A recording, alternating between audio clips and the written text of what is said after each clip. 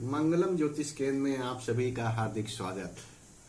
आज हम एक नए विषय पर चर्चा करते हैं कि कुंडली में ये देखा जाता है कि हम बहुत ही अच्छा कर्म कर रहे हैं फिर भी हमें सफलता नहीं मिल पा रही है। इसका एक प्रमुख कारण ये हो सकता है कि हमने जो पूर्व जन्म में कुछ अप्रत्याशित अपराध या पाप कर दिए हैं जिनका प्रभाव हमारा इस कुंडली में आया हुआ है और जिसके कारण हमें सफलता या अन्य सुविधाएं नहीं मिल रही हैं। इसका संबंध हमारा पंचम भाव से होता है।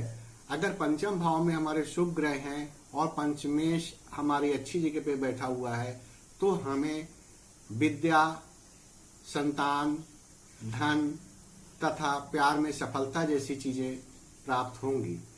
अगर हम इसको इस तरीके से देखें कि अगर हमारे पंचम भाव में बुध और शुक्र बैठे हुए हैं और पंचमेश गुरु होकर लगन और नवम में बैठ जाएं तो हमें ये सारी शुभ सुविधाएं मिलेंगी।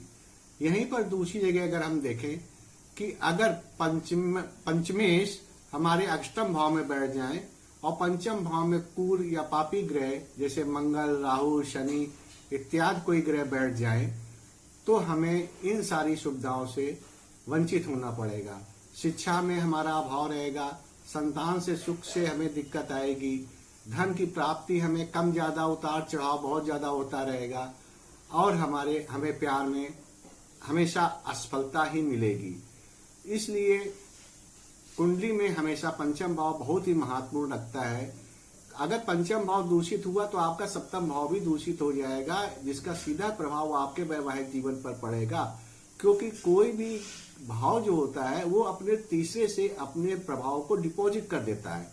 अगर पंचम भाव में निगेटिव प्रभाव आ गया है तो वो सप्तम में डिपॉजिट कर देगा जिसका फल सप्तम भाव को भी मिलेगा और सप्तम भाव से भी हमें संबंधित परेशानियां आएंगी।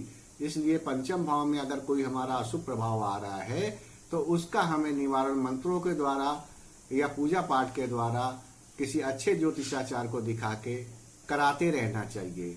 इसी के साथ आप सभी लोगों का बहुत बहुत धन्यवाद। प्रेम से बोलिए आदि शक्ति जगत जननी मां जगदम्बे की जय।